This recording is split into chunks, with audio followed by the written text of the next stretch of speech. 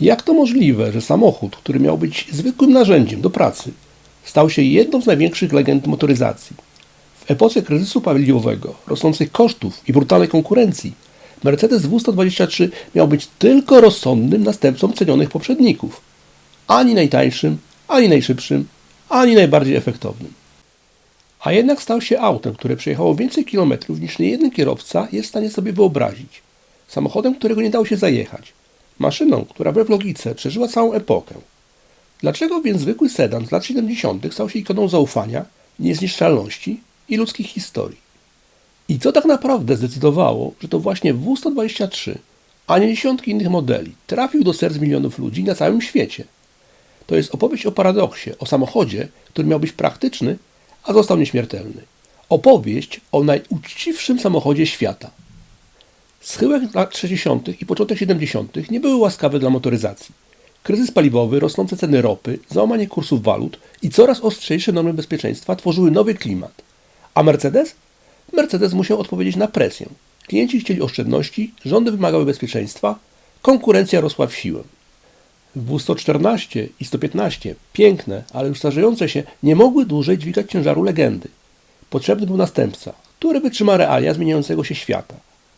Technicy w Sindelfingen dostali jasne wyzwanie – zbudować samochód, który będzie nowoczesny, ale absolutnie niezawodny. Z perspektywy lat wiemy, że trochę przegięli. Zrobili auto, które okazało się zbyt dobre. Bruno Sacco, człowiek, który zdefiniował język stylistyczny Mercedesa na 2 dekady, stanął przed zadaniem prostym, ale druzgocącym. Stworzyć samochód piękny, ale nie ekstrawagancki, elegancki, ale nie krzykliwy, klasyczny, ale nowoczesny. Zespół Sacco, wspierany przez Rudolfa Uhlenhauta i bitą setkę inżynierów, opracował filozofię. Form follows function. Forma podąża za funkcją. Stąd charakterystyczne linie, szeroka maska, minimalny dekor, monumentalna bryła i proporcje tak harmonijne, że samochód wygląda elegancko nawet 40 lat później. Nikt nie planował ikony. Planet obsolescence? Zaplanowane starzenie produktu? W tamtych czasach Mercedes jeszcze nie wiedział, co to znaczy. Potem się dowiedzieli. A szkoda. Mercedes W123 przejechał 1 000 000 kilometrów w testach, zanim trafił do klientów. Testy obejmowały fińskie mrozy, alpejskie serpentyny, pustynie, krótkie dystanse miejskie, testy obciążeniowe z maksymalnym balastem. Jednym z testów była jazda przez 24 godziny, bez przerwy, z wymuszoną zmianą kierowców. Celem? Sprawdzić, które części padną jako pierwsze. Nie padły. Kierowcy mieli dosyć. To był moment, w którym inżynierowie zrozumieli, że projekt jest zbyt dobry. Może stać się problemem dla księgowych. Styczeń 1976. Mercedes prezentuje W123. Świat nie spodziewał się aż tak dopracowanego następcy. Co się dzieje? Panika!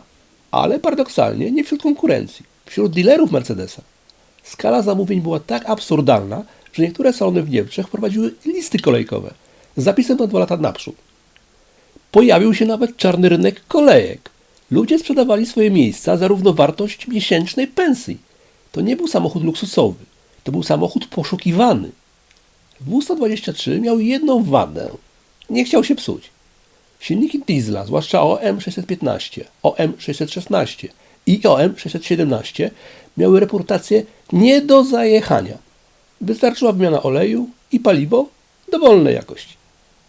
Mechanicy żartowali, że W123 psuje się tylko wtedy, gdy właściciel chce, żeby się popsuł. Księgowi w Stuttgarcie panikowali. Jeśli będziemy robić takie auta, to umrzemy ze starości, zanim sprzedamy następne. Ale było za późno. Świat pokochał niezniszczalność. Poprzeczka poszła w górę. Osobnym fenomenem był W123 jako taksówka. Kiedy mówimy W123, wielu ludzi widzi auto, ale taksówkarze widzą pół życia. Bo nie ma drugiego miejsca na ziemi, które tyle słucha ludzi, co wnętrze Mercedesa taksówki. W123 w roli taksówki nie był zwykłym środkiem transportu. Był gabinetem terapeutycznym na kołach, konwencjonałem, bezpiecznym schronem dla wielu pasażerów dziennie. A taksówkarze, ci cisi bohaterowie miejskiej codzienności, stawali się psychologami, powiernikami, świadkami rzeczy, których nie widać na ulicach. W środku panowała specyficzna atmosfera. Niska linia deski rozdzielczej, szerokie fotele, równy klekot diesla, który działał jak metronom. Ludzie wsiadali zestresowani, zdenerwowani, zmęczeni, a po minucie oddychali głębiej. Nie wiadomo, czy to magia Mercedesa, czy zjawisko psychologiczne. Ale we W123 ludzie mówili więcej niż gdziekolwiek indziej. Jedni taksówkarze żartowali, że diesel w tym modelu ma dwie funkcje. Napędza auto i resetuje ludzką głowę. Jeśli chciałeś poznać prawdziwe życie miasta, trzeba było usiąść na kanapie w W123. Taksówkarze widzieli wszystko. Jak zmieniały się dzielnice, jak bogaci stawali się biednymi, a biedni bogatymi. Jak ludzie zakochiwali się i rozstawali. Jak nastolatki dorastały, a starcy odchodzili. Potrafili po 3 zdaniach rozpoznać, czy klient chce rozmawiać, czy tylko zatopić się w ciszy i rytmie 240D. Nie ma innego miejsca, gdzie ludzie otwierają się tak szybko, jak w taksówce. To mieszanina anonimowości i bezpieczeństwa. W123 był jak ściana, o którą można się oprzeć na chwilę, zanim wrócisz do prawdziwego życia. Taksówkarze mówili, że najczęściej słyszeli: nikt mi nie wierzy, ale powiem panu. W domu o tym nie gadamy, ale... To głupie, że mówię o tym obcemu, ale... Nie wiem, czemu panu to mówię. I w tym momencie pękały tamy. Dlaczego właśnie W123 stał się ikoniczną taksówką? To nie było auto, to było pomieszczenie. I neutralność. Nie luksus. Nie bida. Neutralność. Idealna, by nie zawstydzać, nie ośmielać, nie dominować. To było miejsce, gdzie każdy czuł się równie ważny.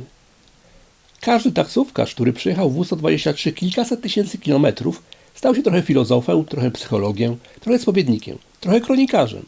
A w ich pamięci zostały tysiące mikrohistorii. Historii, które nie trafiły do książek. Historii, których suma buduje świat. Jeśli w Europie Zachodniej W123 był symbolem solidności klasy średniej, to w krajach rozwijającym stał się czymś więcej niż samochodem. Stał się instytucją. Tym, co łączyło ludzi z możliwościami, pracą, rodziną, miastem i światem. W niektórych regionach dosłownie. Od Senegalu po Iran, od Turcji po Etiopię, od Libanu po Bałkany. Pojawiła się zasada, którą znali wszyscy. Jeśli chcesz dojechać, jedź Mercedesem. I to nie była reklama. To było doświadczenie pokoleń. W wielu afrykańskich krajach Mercedes W123 nie był luksusem. On był jedyną realną możliwością przemieszczania się. W Senegalu, Mali, Sierra Leone, Gambii i Gwinei powstał całkowicie nieformalny, ale niezwykle skuteczny system transportu zbiorowego oparty wyłącznie na Mercedesach 200D i 240D. Ludzie mówili o nich konie pociągowe kontynentu. Dlaczego? Bo gdzie kończył się asfalt, W123 mógł jeszcze jechać. Gdzie kończyły się części, one nadal były dostępne, wymieniane, dorabiane, spawane, składane jak klocki z tego, co akurat było pod ręką. Nie były to auta zadbane, wypolerowane. Często z 5 warstwami farby, podrutowane, z siedzeniami obszytymi kocami, a jednak trzymały się kupy i jechały. Setki kilometrów, dzień po dniu, latami. Mercedes W123 to nie tylko model, to cały ekosystem motoryzacyjny, w którym każdy kraj, każdy rynek, każdy klient dostał dokładnie taką wersję, jaką jej potrzebował, a czasem nawet taką, jakiej jeszcze sam nie wiedział, że potrzebuje. Między 1976 a 1985 rokiem powstało dokładnie 2 699 425 egzemplarzy. To jedna z największych serii w historii Mercedesa, a zarazem najbardziej różnorodna pod względem wersji nadwozia, wyposażenia i konfiguracji. Najpopularniejsza była oczywiście limuzyna, sedan. Nie luksusowy, nie pokazowy, ale fundamentalny. To na nim oparto większość produkcji, ponad 2,3 miliona sztuk. Dlaczego akurat ten wariant był tak kluczowy? Bo sedan W123 był wystarczająco prestiżowy dla lekarza, wystarczająco praktyczny dla rodziny, wystarczająco tani w utrzymaniu dla rzemieślnika i wystarczająco niezawodny dla taksówkarza. To było auto środka. Złoty standard klasy średniej. Kombi. T-model. Pierwsze prawdziwe premium kombi na świecie. T-model debiutował dopiero w 1978 roku, ale w świecie samochodów rodzinnych był jak objawienie. To nie było kombi zrobione na doczepkę. To była konstrukcja zaprojektowana od początku jako samochód, który ma dźwigać ciężar dnia codziennego, być wygodny dla 5-osobowej rodziny, jeździć jako taksi, służyć firmie kurierskiej, pełnić funkcję ambulansu. I dalej wyglądać jak Mercedes. Właśnie ten model sprawił, że Europa zakochała się w praktycznym premium. Łączna produkcja około 200 000 sztuk. Niewiele jak na globalny rynek, ale wystarczająco, by ten model stał się punktem odniesienia dla każdego kombi klasy premium do dziś. W123 Coupe było klasycznym przykładem mniej znaczy więcej. Samochodem dla ludzi, którzy chcieli odrobiny stylu, ale nie potrzebowali krzyczeć o tym na ulicy.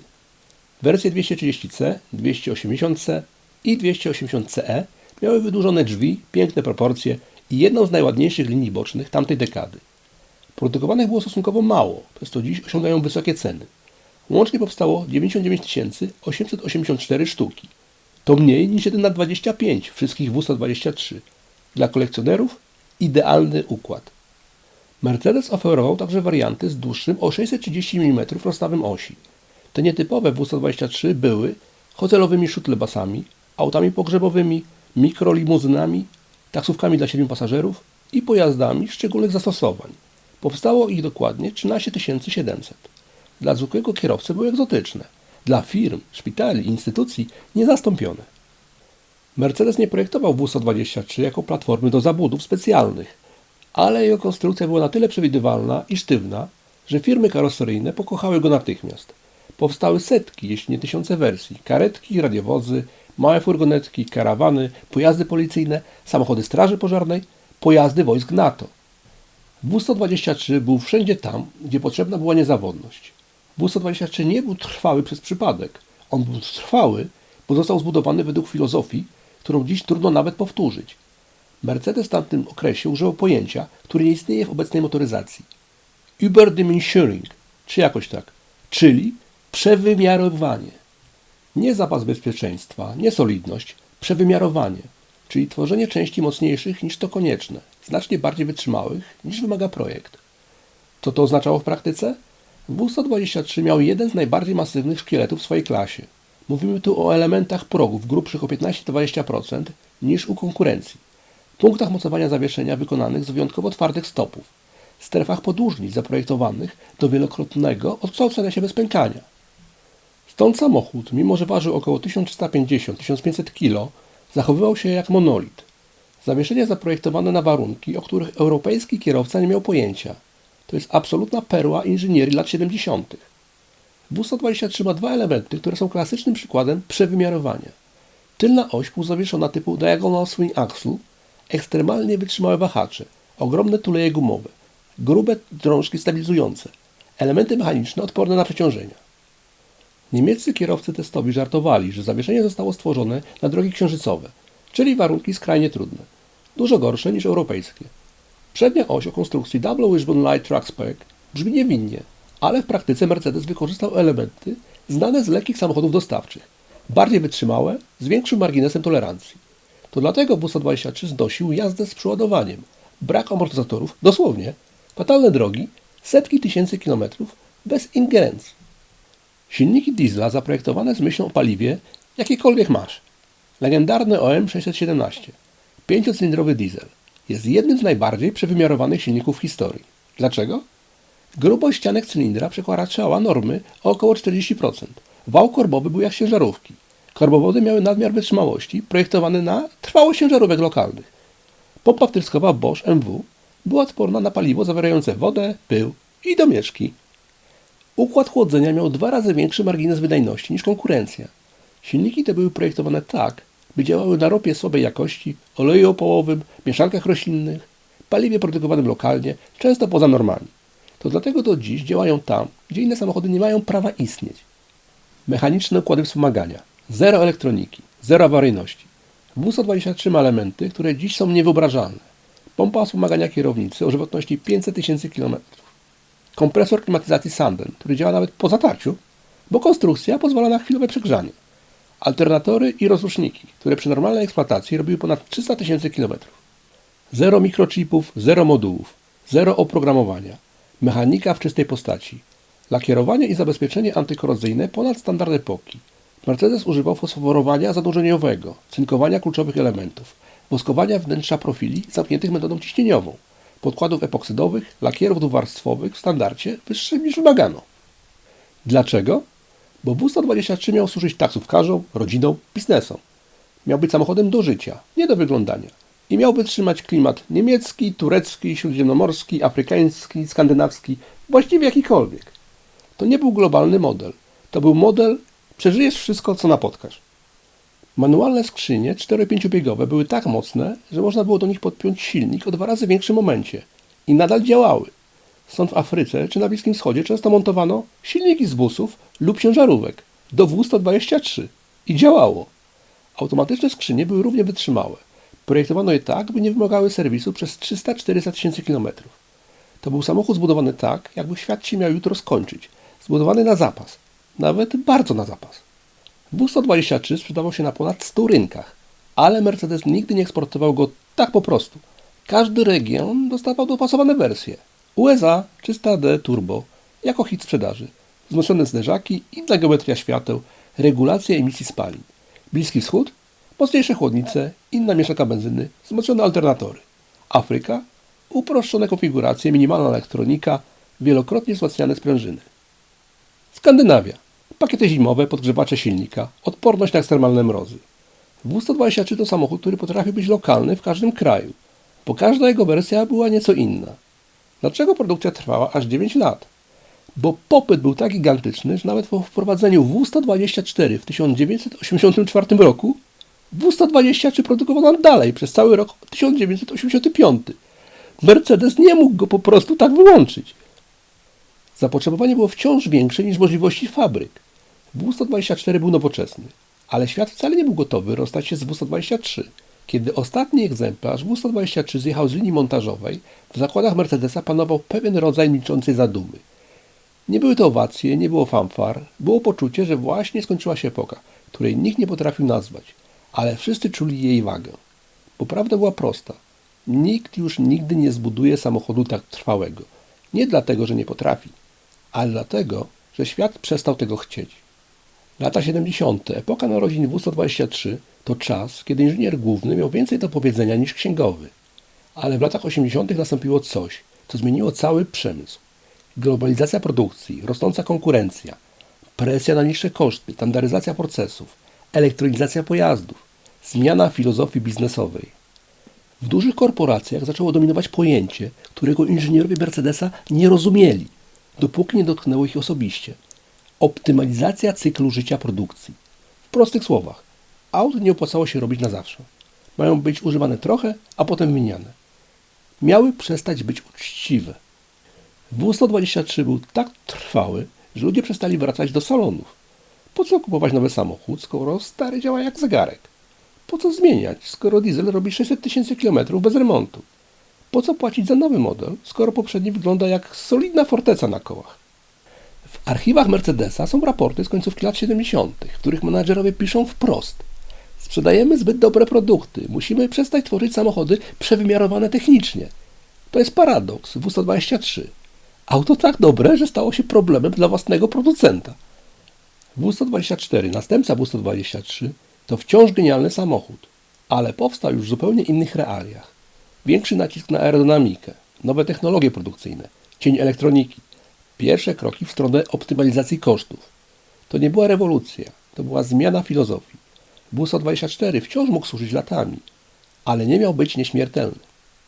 Po nim przyszła kolejna generacja i z każdą kolejną Mercedes robił auta bardziej komfortowe, bardziej zaawansowane, bardziej luksusowe, bardziej dopracowane technologicznie, ale nie niezniszczalne. Niezniszczalność przestała być celem, stała się legendą. Dlaczego współczesny świat nie pozwala na powtórkę z W123? Powodów jest kilka. Elektronika. Dziś nawet tanie auto ma więcej komputerów niż Apollo 11. W123 można naprawić młotkiem. Nowe auto laptopem i abonamentem diagnostycznym. To zmienia filozofię trwałości.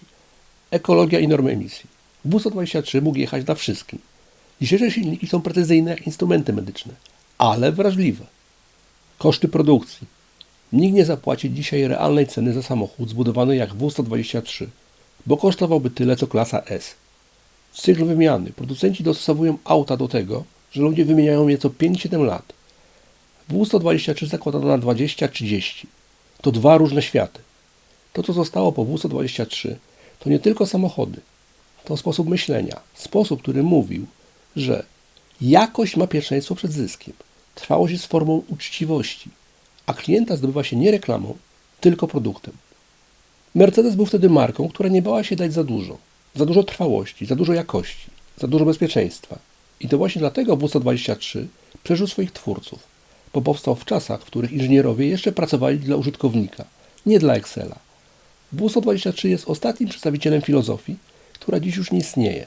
Nie dlatego, że była zła, ale dlatego, że świat, który ją stworzył, odszedł. Był samochodem zbudowanym, by przetrwać życie kierowcy, a przeżył epokę, kraj, gospodarkę i ludzi, którzy go stworzyli. I to właśnie dlatego W123 nie ma następcy. A wy co sądzicie o W123? Miał ktoś może kiedyś takiego? Albo w rodzinie? Podzielcie się proszę swoją opinią w komentarzach. A jeśli chcecie być na bieżąco z następnymi filmami, to możecie zasubskrybować kanał. I do następnego.